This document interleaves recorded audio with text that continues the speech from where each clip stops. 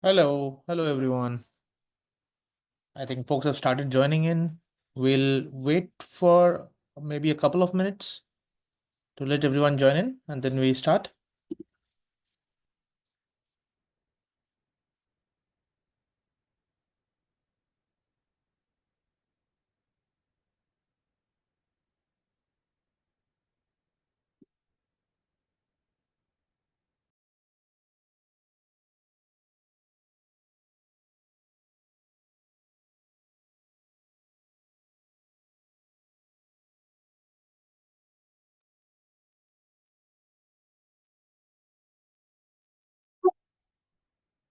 Maybe another minute. We'll wait for a few more folks to join in.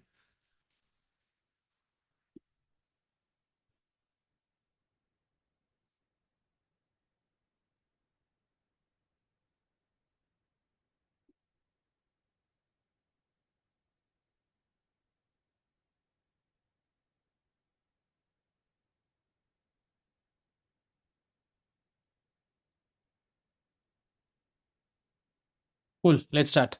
Hello and welcome everyone. This is a session where we want to talk about the new automation dashboard experience for BrowserStack Automate and App Automate products that we have launched recently. Um, we're going to talk about what this new experience brings to the table, how it is different, how you can achieve everything that you used to do with the old dashboard, and so much more. You will learn all of that today, and we'll also share the thoughts behind why we did this, how it is so much more better than what the old experience used to be, and we can take questions towards the end as well, right? So let me start by sharing my screen. I will share my screen right away, and I will start from the start, right? Like whenever you are doing automation, whenever you are running tests, you would either be running them from your CI pipeline or maybe from your laptop, right? Or from maybe some scripts, automated scripts. And remember, like when I talk about tests in today's session, it could be automate or app automate. I will be using both of these terms similarly. I do not mean to differentiate between the two for today's session, right? So, for example, you have let's say a regression build, and this, let me just go and trigger it, right? So I just triggered a regression run from my Jenkins pipeline, and my Jenkins is running on my local host. We will go to the existing automate dashboard, right?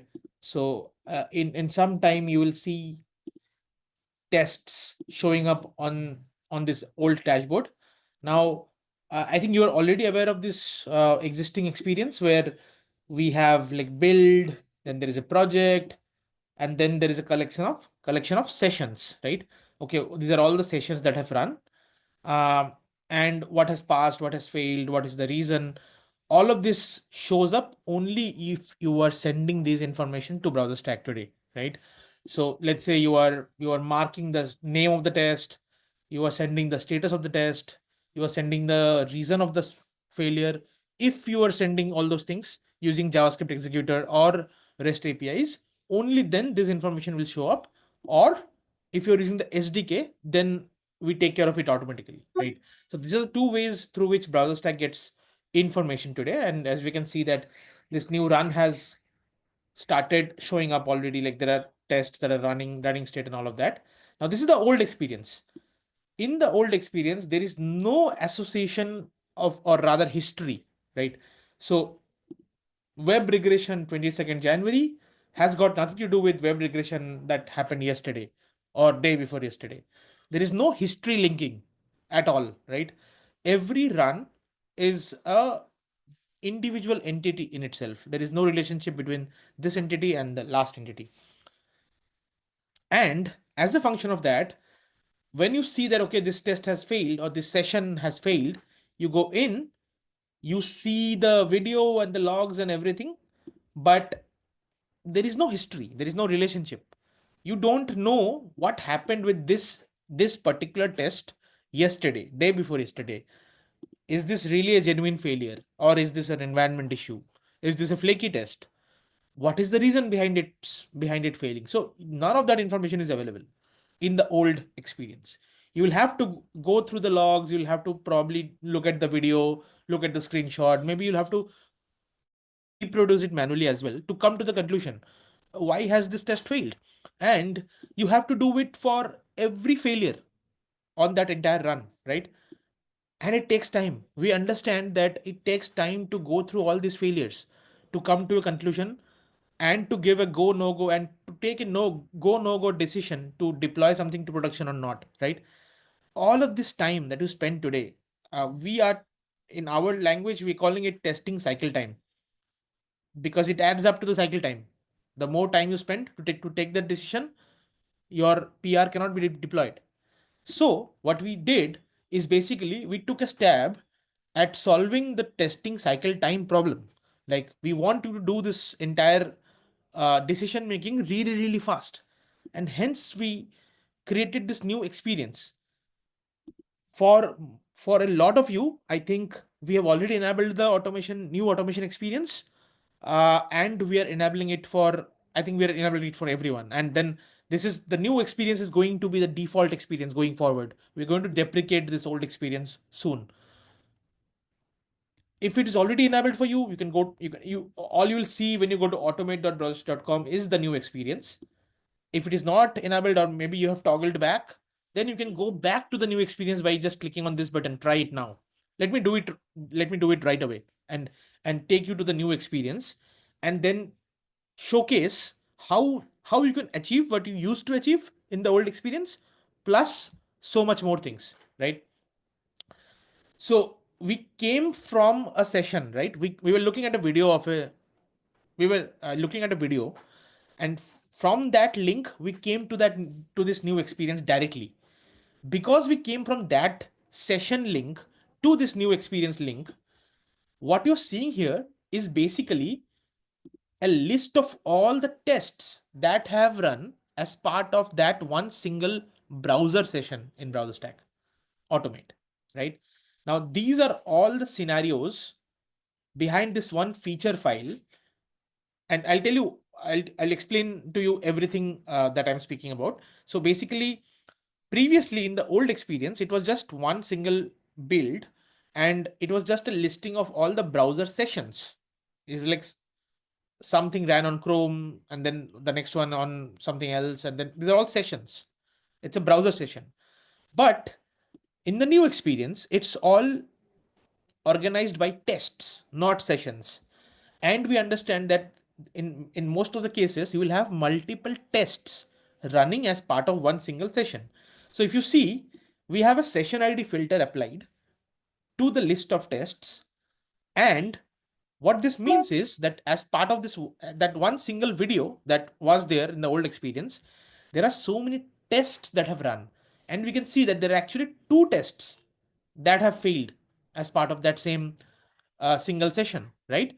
And to look at the video, or maybe look at the logs, you can do that for only the test that failed. You don't have to look at the entire video. You don't have to go through the entire logs, right? You can just click on this and it will show you the video of the test only. It will show you the logs of the test only. And not just that, you can see the entire stack trace. And we do this automatically. Like, you don't have to pass this information to us. If you're using the SDK, all of this information will automatically come to us, and you can see all of this information in the new experience. You can see the entire stack trace. We are giving you information like 40 other tests have failed in this build with the similar error. And this has been auto-analyzed as an environment issue. So what we're trying to do here is that we are trying to simplify or dumbify the process of reaching to a conclusion that whether it's a genuine failure or not, whether can you deploy to production or not. We are making your job easier by doing a lot of the repetitive stuff ourselves, right? So I'll come to this, but let me start from the top, right? So henceforth, when you come to automate.browserstack.com, so this is that URL, right? automate.browserstack.com, you will land on this overview screen. The overview screen shows you the parallel utilization, the queue utilization, which you used to see in the old dashboard as well. You get access to the username access key. You can personalize the entire overview. Let's say your organization has a lot of teams, a lot of people working on it. You don't want to see everyone's builds, everyone's runs. You want to see only things that you want to care about. You can go and personalize your experience by saying that, okay, show me things only from this project, only with certain unique build names, only with certain build tags, only my own builds. You can personalize your experience, and then you'll see all the data points in this screen will show you only your stuff, the way you personalize it. Now, in the old experience, with maybe 2 clicks, just 2 clicks, you would be able to reach the video of any failed test. For example, let's say at first you would land on, you will have to click on the build that you want to visit. That's 1 click. Number two, you scroll to the session that you want to view, that session that you want to debug, and you click on the session, the video pops up. 2 clicks, you can reach the video. With the new experience, it might seem a little bit overwhelming because there are so many things here, like these dashboards, projects, build runs, health, and whatnot, right? There's so many things. It might seem a little overwhelming, but let me simplify that for you. On overview, that's you're landing here, you can see all the latest build runs over here. Let's say you want to debug, you want to see the failed tests from the latest web regression. All you have to do is, maybe you can see all the failed tests here. You just click on this failed link, you will be directly taken to that build with the failure filter applied. Now you see all the tests. Mind you, these are tests, these are not sessions. These are all the tests that failed. And not just that, you can see all the failures, you can also see what was the error, what is the automatically analyzed issue type. Is this an automation bug, environment issue? Some things are to be investigated. Basically, we could not identify what the issue type is. We are showing you the history as well. Remember, I told you in the old experience, there is no association, there is no history. You don't know what happened yesterday. But here, we automatically understand the history of a test case. For example, this test, this is an always failing test case. This is the last 10 runs history. It has been always failing. You want to see what happened? That's one. I already did 1 click, and with 2 clicks, I can see the video here as well. So if we know how to reach where we want to reach, we can achieve that with the same number of clicks, or rather same number of steps, right? Now, uh, to now here is where it ends, like the old experience versus the new experience. You can achieve everything that you used to do in the old experience in the new experience. Now let me talk about the extra things that you can do with the new experience, right? So you can view all your different runs at one place, and everything is organized at a project level. Now you are looking at a project called WDIO example. If you have different projects, and let's say iOS tests, Android tests, web app, or different projects, we would recommend you to start sending the project name. And on top of that, if a lot of this is not making sense to you because you're not adopted the SDK yet, then my first request would be to do the SDK integration ASAP. How can you do that? I'll cover that as well towards the end. But once you do the SDK integration, it's like 3 or 4 lines of code change. That's it, right? It will take less than 5 minutes. Once you do that, you will see your project names, your build names, your proper organization hierarchy, and all of that will automatically start coming in, right? Here is where you browse through projects. You can also view a list of all projects by clicking on the projects tab. You can select the project that you want to view. Inside a project, you can see all builds, you can see my builds, failed builds.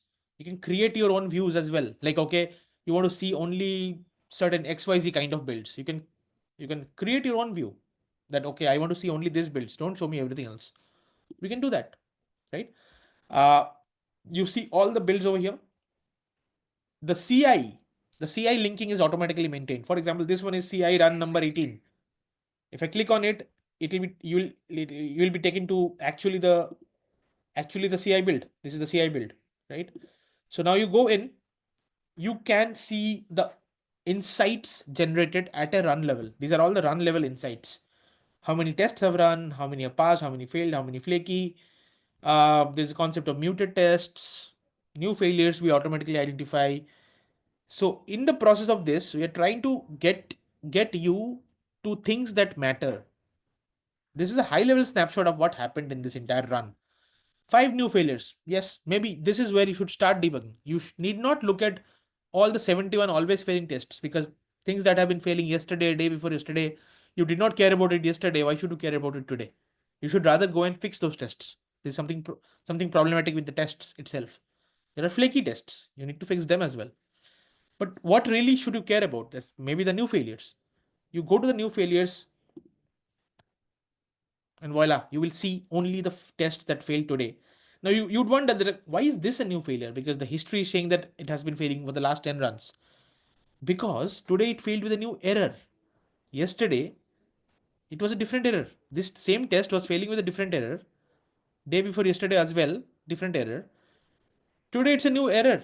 That's why we understand that. We smartly recognize that even though a test has been failing over and over, but today all of a sudden it could have failed with a different kind of an issue. And you should not ignore that issue because it's a new failure, right? So we automatically do that job for you. All you have to do is go through these new failures and decide whether your job, your build is good to go or not. For all the other kinds of failures, yes, they are also important. You need to take care of those tests because those are problematic tests. Those are the tests that are causing your application. Those are causing your testing stability to be poor. You can do reruns.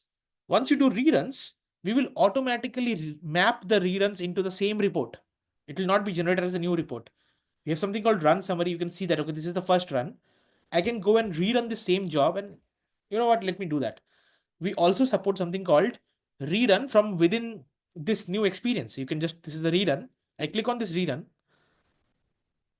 Let's say I want to run all the failed tests. I want to trigger a rerun. Confirm. What it will do is actually, sorry, let me share it from here. You can actually trigger a rerun of the same job from here.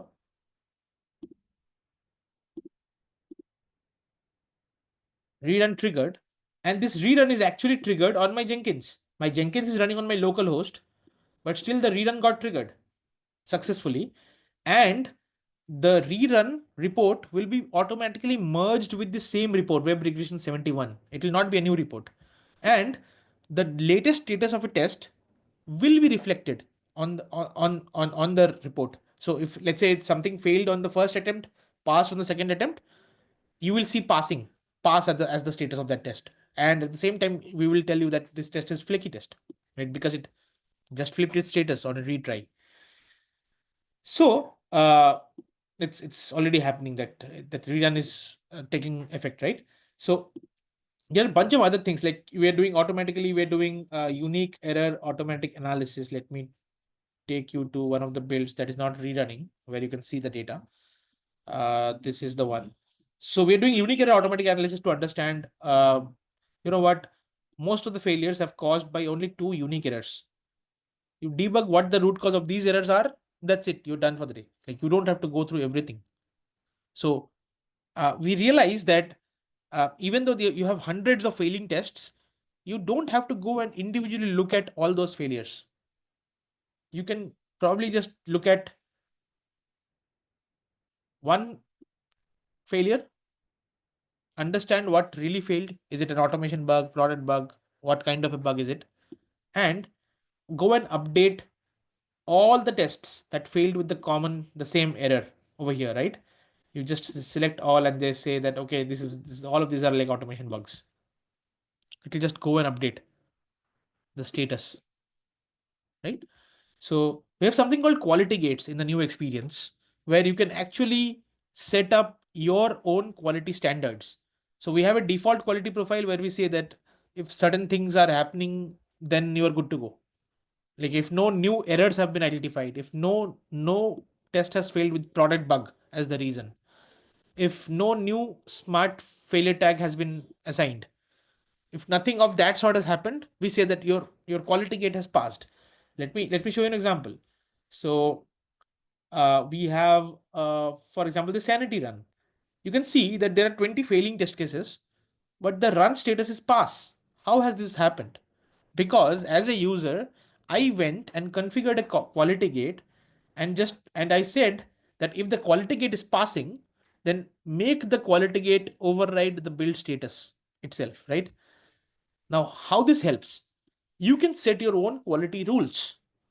And if those quality rules pass, you could say that, you know what, as per my defined quality rules, this build is good, this build is green. And you can use that quality gate status to do continuous deployments, complete CI and CD continuous deployments.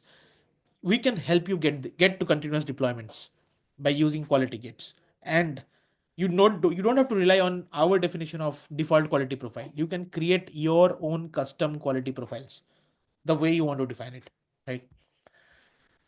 Stability, we track failure categories. I mentioned, right? Automatically we detect failure categories, we map them. Another cool thing that we have is failure by folders in the new experience. We're automatically detecting all the folders from where the tests are coming, and we understand that in a single run, a single automation engineer might not be responsible for all the tests. So let's say there is an engineer who is responsible for the sign in module, and that engineer can just go and check that module. So you can just go and check only tests from the sign in module. So the folder filter gets applied, and the engineer can also say that, okay, let me save this as my own view. Like, let me call this like Saurav's tests, and let it be a private view for me. I'll just save this view. What this will do is, it's a new view that got created, Saurav test. Every day I come, I don't have to spend more effort. I can directly land on Saurav's tests. I will just view tests that I want to see. I don't bother about all the other things that are happening. I can go through all my tests. I can just mark the failure categories. If it's a product bug, I'll just go and create a Jira ticket from here itself and be done, right? And I can just also add a comment that, you know what, all my tests look good to go, right, from my end. All these things are possible with this new experience. What did I not cover? I think extensive set of filtering, sorting, all of that is available. You can download a report, you can share it with anyone you want. um, you can do comments at overall build run level as well. All of that is possible. Now this is all at a run level, like insights at a run level, report at a run level. Beyond that, what is this new experience going to deliver to you? There are concepts like tests health. Overall, if you might want to take a look at overall health of your tests, right? What are the top failing test cases, failure rate 100% last 7 days? What are the, like, you might want to check, let's say, any one particular test. For example, this one, 61% failure rate. What is happening with this test? Let's say you want to debug, this is a flaky test. Let's say you just click on it, you see the entire execution history of that test across across different kinds of runs, across different kinds of browser combinations, browser and device combinations. You can also see that, okay, this same test, is it performing worse in, let's say, Safari versus, let's say, Chrome? You can do that kind of analysis as well. You can go and see, okay, this is a typical very demo kind of a setup. So you're seeing like red green all throughout. But imagine it's not the case. Imagine it was like green, and then suddenly it started becoming red. That's a very like plausible scenario. You can actually double click, you can just zoom in into any particular segment. It's a timeline. And remember, there was a time like 7 days, 30 days, 6 months, even 1 year, 2 years, right? We can have data for a very, very long range of time as well. You can go deeper. You can go deeper and look at the history at a very, very large time scale as well. And this is very, very, very handy for debugging, or rather understanding when something started failing. So imagine something started failing 2 weeks back. Like imagine this was like green, green, green, green, green. Suddenly it started becoming red. You can zoom into that area. Okay, this started failing here. Let me see what happened here. You can click on it. And you are presented with the timeline debugger. Now, this is what we call timeline debugger because this is the timeline. This is the logs timeline with the video, with all kinds of context, all at one place for you to debug. So you can travel back in time and do debugging. That what really happened on that instance, right? Was there a code change? What was it really, right? So you can do all of that. That's test health. You can you can sort by duration as well. You want to see like what are the slowest tests. You can do that, like tests that take the most amount of time. This one, what is really happening, like why is it taking so much time? Test by failure count, failure rate.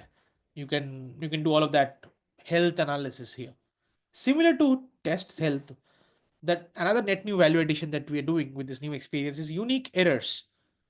We give you the errors view of the entire world, right? What are the top unique errors that are happening across your entire project? And all of this information, mind you, is at a project level, right? Okay, so these are the errors that are plaguing your test suite the most. Oftentimes, and we have a lot of customers already who are using it that way, that they are figuring out that, okay, this one particular error is causing a lot of problems. And maybe this error is not even error caused by the QA team. This is an environment issue. The DevOps team is responsible. So they are using data points like this to go and create business case that the environment itself is unstable, because of which my automation stability is so poor, and they are making change happen within their organizations, right? So this helps you understand what are the top problematic areas in your entire test suite, because of which the stability is not really great, right? You can see, okay, for example, this error is impacting so many test cases. These are so many test cases that it's impacting. You can also go and check, okay, since when this impacting, how many occurrences. Again, the same drill. You can drill down, double click, go to any particular instance. All of that is possible from the errors timeline as well, right? So test health and unique errors together should empower you to weed out all the flaky tests, to weed out all the unstable tests, to weed out all the automation quality issues or environment stability issues. The our motto is that your automation should be stable. The automation should be able to tell only product bugs apart, no other noise, right? We are enabling you to reach there, right? What else? Now we have something called testing trends as well, which is nothing but high level trends at a project level about all the key automation metrics that we believe you should care about: flakiness, stability, performance, like how much time is it taking for your entire builds to finish, different failure categories, the new failure detection rate. A very high new failure detection rate could mean that developers are sending very poor quality code to QA, which often ends up breaking test cases. At the same time, a very high auto always failing tests could mean that your automation stability is really bad. Like you'll have to fix your test cases. Unique test cases growth, the trend line, if this line is trending upwards, you know that you're adding a lot more new cases and you're running them, right? The run frequency tells you the scale of automation that you're doing. The test executions tell you the scale of testing that you're doing. And it can help you to even plan for your CI resources for next year, right? Device browser coverage tells you the coverage of what you're doing. Now, all of this is a pre-built dashboard at a project level, that which we think you might find value. But we also understand that you might have a very different set of metrics that you want to track. You might want to track things at a team level, at a individual level, sometimes even, right? And you might want a very clean view to present to your leadership. For that, we have something called a global dashboard as well. And this is completely customizable. These are two dashboards that I have created so far. You can create a new dashboard for yourself. You can add widgets. You can just create something out of scratch as well. Let me take you to one example dashboard. So this is an example dashboard which has aggregate summary, build summary, flakiness, component summary. It's a very comprehensive set of things that you can do using custom dashboards. So this is completely customizable. You can add any kind of visualization for any kind of data point that you want. For example, you want to see aggregated summary for sort of tests, let's say. You go and say that, okay, I don't want to see all this. I want to show me stability and flakiness and let's say failure rate. No, not failure rate. Let's say test summary. Show me these three data points only, and that too only for one project like WDO Cucumber GH. Let's take this project, and let's add one more filter. Let's see tests coming from only one folder. I don't want to see all tests coming from let's say the signing folder. I just care about the signing folder, and so on and so forth. You can add as many like filters as you want, and that's it. A new widget got added. Now you're looking at summary of tests coming from that folder alone and in that project for in the last 7 days. You can create any number of things, any number of dashboard, make it public, private, download a report, download a PDF, send it to leadership, keep tracking, whatever, right? Whatever. You can do all of that. And I did not save it. And whatever I showed you, all of that is well, like a lot of settings you can customize, right? Alerts, you can set. I did not cover alerts, so you can have customizable alerts. You can get notified on Slack, on email whenever these thresholds are hit. You can configure the definition of flakiness, always failing, new failure tests, and all of that, right? You can do reruns automatically. We talked about reruns briefly. Quality gates we spoke about. You can set your own custom quality gate rules. You can set up very custom notifications. Like let's say, send me a notification on Slack channel ABC when the regression build fails. You can set rules like that.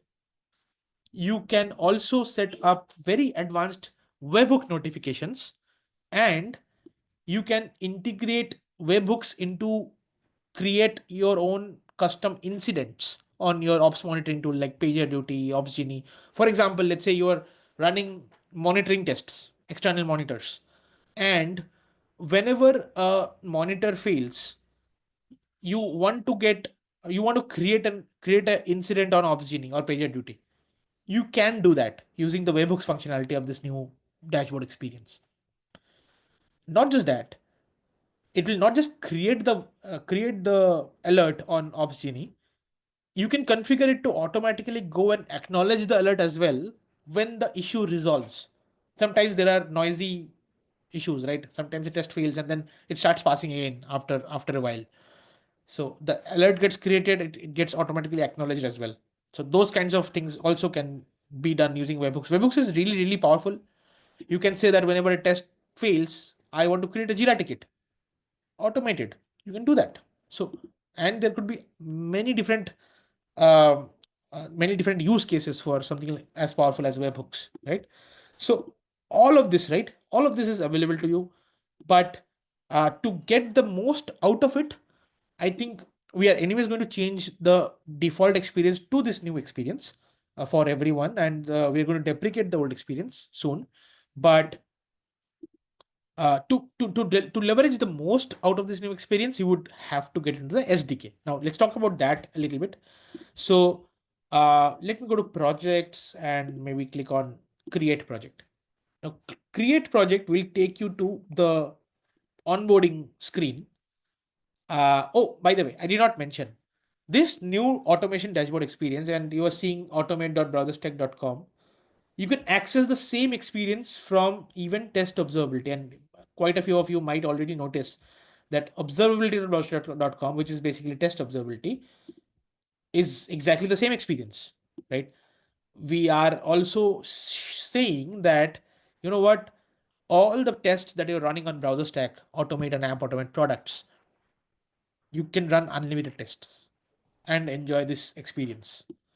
At the same time, you can also bring your external tests that do not run on BrowserStack. They could be like some end-to-end tests. Maybe you're not running everything on BrowserStack. Maybe you have some Playwright tests, some Cypress tests, some other tests that you're running somewhere else on your CI runners, maybe. You might have API tests, you might have unit tests, front-end unit tests on Jest or any other framework of your choice. You can bring all your tests in one single place, and you can use all the functionalities that we spoke about on all your tests, not just the tests limited to the ones that run on BrowserStack, right? So going back, I think uh, that's what we are saying here, like one dashboard for all your tests, bring everything together, right? So you can for the SDK integration part, right? You choose the framework that you're using. Maybe you're using, let's say, Playwright. Let's cover Playwright today. So you select Playwright. Maybe you're not using the SDK yet. Oh, you have three options, right? Where are your tests running? Are they running on BrowserStack using the legacy method? By legacy method, we mean non-SDK method. If that's the case, then you follow this set of steps. They're like 1, 2, 3 steps. That's it. And you're done with the SDK integration. Your tests will start showing up at a test level granularity. All the other things that we spoke about, right? For example, the CI linking that is happening automatically, the rerun mapping that is happening automatically, the the commit level mapping, the git, this is the git commit. We are doing automatic git commit level mapping. We are doing automatically file detection. Which file is this test coming from? Which folder? All of this, like you click on this folder, you will be taken to GitHub directly. Like you can view the test code. All of these things are possible because if you're using the SDK. If not, we can't deliver this experience to you. In many cases, if you're not even marking the test cases, you will see unknown statuses over here, and you will see a warning that integrate the SDK to get the best experience. So you'll need to do that. Basically, you do the SDK, you get the best experience possible. Some of the features might not be available to all the customers, because all the users rather, because a few of the features that I showed you today, like quality gates and advanced webhooks and stuff like that, and maybe cross project dashboarding, these are pro features. Like you might have to upgrade to the pro plan for that. But even if you don't migrate to the pro plan, there's still a lot of meat in this new experience. It gives you history out of the box. It gives you associations out of the box. It gives you test reporting out of the box. It gives you rerun mapping out of the box. A lot of things happen automatically in this new experience, and hence that's why we built this, right? And that's and we are enabling all of you to use this new experience. So with that, I'll probably stop sharing, and I'll probably take questions if we have any on the Q&A box. I think we have a lot of questions on the Q&A box. First question I'll take: if I have multiple apps, how can I differentiate between each app build and runs? Very good question. So if there are multiple apps, let's say one of them is a iOS, let's say Swiggy iOS app versus, let's say, an Airbnb Android app. They're two different apps. So you should have different projects for different apps. But let's say if it's the same app but with different app builds, so ideally we would recommend the app build to be passed as a build tag. So the build remains the same, the build name remains the same, but the app version becomes the tag. So you can see that, okay, this is a different. You can map, basically. You can search by tags. You can filter by tags. You can see see tests from one app build against another app build also, right? So that's how we recommend to use this. Next question, where do we get public URL of specific test? I could not find this in the new dashboard. Very good question. We do not have the public URL available in this new experience yet. Huh? But having said that, we intend to build a public experience in the new experience as well. But we do not really want you to use the public link because it is not really secure. So what will happen is you can generate a public link, but in the previous experience, in the old app automate dashboard experience, there was no history, there was no association. You could generate a public link of one single test or session, and that's it. There is no history. You can't go back and forth and all of that. So it's relatively okay. It's not that unsafe. But in this new experience, there's a lot of there's a lot of history. There is a lot of association mappings. So the moment you make it public, your entire project becomes public. And if anyone on the internet gets hold of that public link, they can practically access all your runs. They can look at any video, they can access anything. So we discourage people from users from using public links, because of which we do not cap the number of users. It's like you get unlimited number of users. We don't charge on the basis of users. Bring everyone, like all they need to do is sign up, right? And let me also share that how easily you can actually share. So let's take an example of, let's say you want to share a report or a run, or let's say this web regression run, you want to share it with one of your developers. Use this share functionality, top right. Okay, you can just add their names. Maybe I'll add one of my colleagues' name, Gopal, and share. He will get an email. But this is straightforward, and I have his name because he was already a part of like my group. But it could be someone else. It could be like an email ID. Let's say someone like let's say Swati @gmail.com. I can invite. I can invite anyone from here as well. I can add any set of email IDs who are not part of BrowserStack yet. Just type in their email IDs and then share. What will happen is they will get an invite link. At the same time, they will get link of this dashboard, this build. The moment they just put in their email ID and sign up, they get access to this project. They get access to this URL. They directly come and can start debugging. It's a one-time process. We recommend you to just invite everyone who wants to have access. Unlimited users are included in your plan. Don't have to worry about any extra cost or anything of that sort, right? So I'll go back to Q&A. Okay. The next one is, I would like to apply the project filter and see the test history only for same project. Yes, that's what you see. What I showed you is basically history at a project level. I did not show you history at a global level. We don't do that. Like it's all at a project level. Uh, we have the same tests running for different configurations for different test projects. So it is crucial for us to see only the test history based on same project. Is it possible in the new dashboard? 100%. Yes, it is possible. And that's what I showed you. Like the history, the test health, the everything is at a project level. It is not cross project. If you want to see anything cross project, you have to go to dashboards. You have to create a custom dashboard. Unset live, unset live. Cool. Moving on. I do not see app crash level next to my test sessions in the new dashboard when app automate test fails because of app crash. You should see it. We have already built this feature. It was not built in the past, but we have released it. I think a few weeks back we have released it, or maybe not. I'll check and get back. Maybe it's still a work in progress. Even if it's not released yet, it is coming soon because it was work in progress. I think a couple of weeks back. So app crash should be visible in this new experience as well, even if it's not deployed yet. Um, you will see the app crash label in the build runs itself. Like if there is a build which has app crash, you will see it in the build itself, the app crash logo. So the next question is, how does this new dashboard happen that gets retried on failure and pass on retry? And that gets retried on failure and pass on. I did not get the question, but I'm assuming this is like, do you want to enable auto retry on failure? If that's the question, then you can do that. That's one of the SDK features we have released in one of the SDKs. That's possible on that SDK.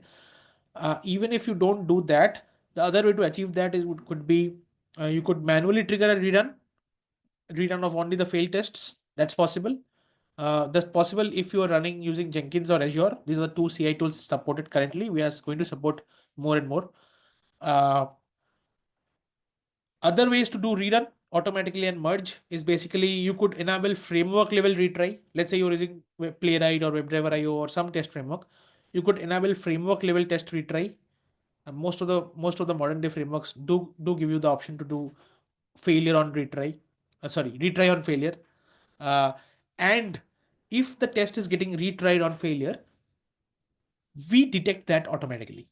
Automatically, you don't have to do anything. We detect it automatically, and we will only show you the latest status of the test. But at the same time, you will see 2 runs or 3 runs. Let me actually show this. It'll be beneficial for the larger group how it shows up. So, uh, right, we have it here. See, this is a little while back. We did a rerun, right? We did a rerun on this run, and you can see that first run, this is the total. Second, there's a rerun. This is the status of the rerun. Now, on the test listing, you see the result after the retry. So, for example, this is still failing after 2 runs. 2 runs is showing up over here. You go inside, you will see the video, the logs, the everything for the latest attempt. And you can see that this is rerun 1. If you want to see what happened in the attempt 1, what happened in the run 1, you can do that. You can just click on first run, and then you will see the video and the logs of the first run. So by default, we show you the latest only, right? Now, the thing is, sometimes people confuse because in the old automate dashboard, there is no concept of run, retry, deduplication, right? So if a test is running 3 times, the same test is running 3 times, it shows up as 3 different entries in the old dashboard. But in the new experience, it will be just one entry. So you might wonder that why is this number, this 275, this not adding up with the previous number? It is not supposed to add up because there are 2 different things. In the previous experience, it was number of sessions.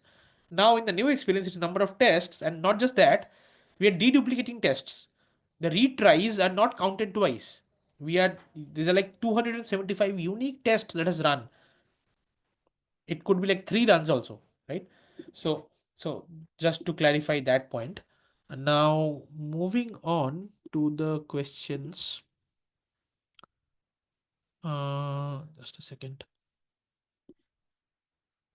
Is this possible not to merge the reports on rerun? Yes, it is 100% possible to merge the the reports on rerun. And there are multiple ways actually. There are multiple ways of doing it. Let me actually, while I am actually on, let me share a documentation page that will help a lot of you because I see a lot of questions on this. How to automatically merge. Uh, we do 2 3 things automatically. I am sharing a uh, I'm sharing a link on the chat. So this is a documentation link for how to generate a single report. It could be based on reruns, it could be based on split runs. What is split runs? Basically, sometimes you're running your CI with a master slave configuration. There are a lot of different workers, different runners. When you are running in different shards, then different reports get generated in parallel, different builds get generated in parallel. That also should be merged automatically. It happens automatically if you're running through CI and we detect it. For example, we detect that you're running from GitHub Actions, so one particular job number, and all the 4 different shards are from the same job number. We detect it automatically and we create a merged report automatically. But let's say you are doing some custom configuration and we're not able to detect it automatically. You can still tell us. You can set some environment variables which is all specified in the documentation. Through that, we can merge the reports together. That is also possible. Yes. So very much possible. You can merge multiple reports together and see things together in one common single lens, right? And whatever I'm talking about, by the way, whatever I'm talking about is applicable to all the tests that you're running on automate, on app automate, your API tests, unit tests, anything else that you want to run and bring to BrowserStack, the common single pane of glass, you can do that. You would not be able to access it from automate.browser.com URL. For that, you'll have to go to test observability. From the product dropdown, you can go to test observability. It is the exact same experience, but in test observability, you see everything together in one single place, like test from automate, app automate, external tests, everything in one place, right? Uh, cool. Moving on to the next question. Are all these features available for free on new dashboard? Very interesting question. No, not all of this is free. Uh, a lot of it is free. So and the free. When I say free, I mean the standard. Like if you're already customers of Automate and App Automate, let's say, so you get a lot of it that I showed you for free without upgrading to any plan, without paying us any additional money, right? But a, a few of the functionalities are pro, and they are part of the pro plans. Automate desktop and mobile pro, app automate device cloud pro. If you want to understand a little bit more, you can go and visit our pricing page, and you can see that whichever product you are applicable, like automate or app automate, there would be a pro plan, and quite a few of the functionalities would be listed under the pro plan. So those are the things under the pro plan. Otherwise, most of the things are available to everyone, right? Even if you're not on the pro plan. Having said that, since I am mentioning that you can bring external tests, you can bring API tests, you can bring tests not running on BrowserStack grid, unit tests, any kind of test. For that, you you can you can you can bring up to 10,000 test executions per month free of cost. Beyond 10,000, that's a separate thing. Like if you really want to bring more tests, you will have to subscribe to test observability as a standalone offering, right? So we have a separate pricing packaging for that, and we can do a detailed discussion if you guys are interested. But up to 10,000 you can bring for free without any additional cost, right? Okay, next one. How this dashboard handles data driven tests? Very good question. In case of TestNG data driven tests, how does the report look like? And what happens if one test fails in data driven test running for multiple times? Very good question. We have taken care of that as well. So we automatically identify, let's say the test name is test ABC, and the same test ABC is running with three different data parameters. We will automatically detect data parameters, and you will see three different entries in the test report. Test ABC with data equal to AB, data equal to 1 to 3, another entry with data equal to 2 4 2 3 4, and so on. So different data is a different line item in the test report. If the test fails for one data set and passes for the other data sets, you will see them differently in the report. It will not be clubbed under one single retry, right? So it will be different. I want to see the test history based on app or project in case of Appium mobile test. Is it possible on new dashboard? Yes, 100%. We talked about it. It's possible. In one feature file, we have multiple tests. In this case, will I be able to see multiple failures in one report? 100%. So let's say you have one feature file, and under a feature file, you have 10 different scenarios. And this feature file is running against three different browser combinations: Firefox, Chrome, or maybe iOS, Android. So you will see one feature file, 10 scenarios, 10 different line items, and this being repeated for different combinations.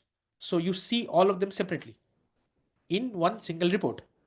It depends on how you structure it. It depends on what you specify in the project name, build name, in the SDK config. It is possible to see everything in one single report. Can you give some overview on BrowserStack SDK integration? I think we covered it towards the last 10 minutes. How to do the SDK integration? You can just visit the. I can actually share with you. Let me share with you another documentation link, which will help you get started with the SDK. So this new automation dashboard, this new dashboard is powered by Test Observability. Test Observability is a standalone product of BrowserStack for tests that do not run on BrowserStack. But for the tests that you're running on BrowserStack, like Automate and App Automate, your automation dashboard experience is completely the same as Test Observability, right? So we say that it's powered by Test Observability, and you can use the Test Observability getting started documentation. Sorry, I made a mistake. Uh, this is the documentation link I shared on chat. You can go to this quick start page. You can see all the frameworks that are listed. A lot of frameworks are available. You just need to follow three steps to do the SDK integration. That's it. And once the SDK integration is done, I think we spoke about all the benefits of SDK. So we should do that, right? It doesn't take extra money, extra anything, not even effort. You should just get done with it. When will the old experience be 100% deprecated? I think we have not set a timeline yet, but in the next few months is the right answer. Like the old experience will be deprecated in the next few months. How to download test report for specific build in new BrowserStack experience? Very good question. You can, when you're seeing the build report, on the top right there is a download link. You can download the insights only at the for the time being. The entire report, if you want to download, that's a work in progress. Our team is working on it. It will be released very soon, in the next month or so. So if you want to download the entire report, which test passed, which failed, what is the history, and all of that information will be available for downloading as a PDF very soon. And the last question: when will the till when old UI will be available? Any timeline? I think, like I said, few months more, right? After that, we'll deprecate the old UI. Great. Thank you so much for attending. And I think we answered all the questions. We short the time by a lot, but I think a lot of you are still with me on the webinar. So I think we did some things right, because of which you guys are here. So, okay, cool. Thank you so much for attending. I think we'll have a series of webinars. We'll be talking about some more features in depth, but this was an overview of what we did, why we did, how it's going to benefit you, and to make sure that you can use the best out of it, right? Thank you so much. Bye bye.